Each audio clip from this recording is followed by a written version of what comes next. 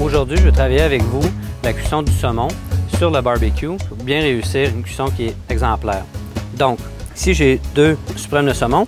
Le poisson est ferme, le poisson est beau, il a une belle couleur, il est égal, il n'y a pas d'anomalie, il est parfait.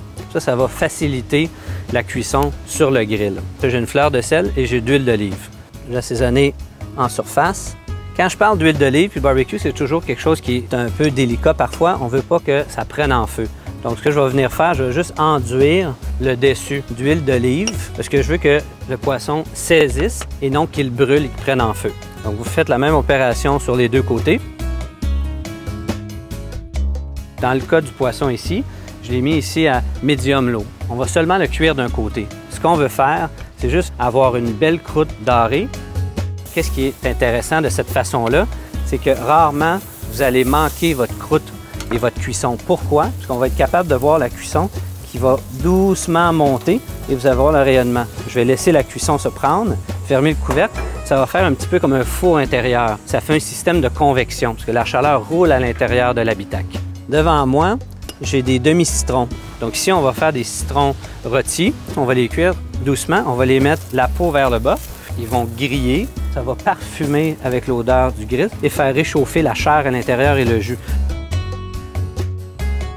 Ici, on voit dans un temps moyen qu'ici à l'extérieur, le poisson semble très cuit. Ici, doucement, avec le doigt, c'est un bon indicateur. Quand le poisson va monter en température un petit peu, le gras, la fibre de gras à l'intérieur du poisson, elle va se ramollir, elle va s'affaisser sur elle-même. Grosso modo, de 0 à finition, on parlerait peut-être d'un 10 minutes. Je ne suis jamais une bonne personne pour dire combien de temps que ça prend à Darren cuire un poisson. J'ai toujours le réflexe de dire c'est prêt quand c'est prêt. Mais n'ayez pas peur de faire des erreurs et d'essayer et de venir jouer avec la texture. On achève notre cuisson pour le saumon. Donc ici, je sens ici doucement que le gras se relâche. Donc, c'est un petit peu comme la paume de la main. On sent une résistance, mais sans plus. Donc, ce n'est pas ferme. C'est juste bien détendu. On va venir doucement retirer notre poisson du grill.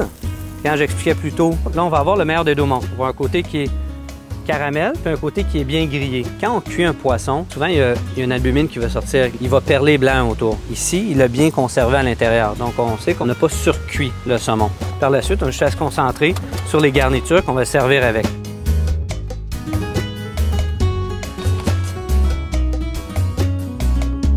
Le saumon ou le poisson en général, c'est quelque chose que j'aime cuisiner. Surtout combiné avec des produits présentement qui sont de saison, comme de la tomate, un vinaigre, une huile d'olive, simplement assaisonné. C'est une superbe façon de manger.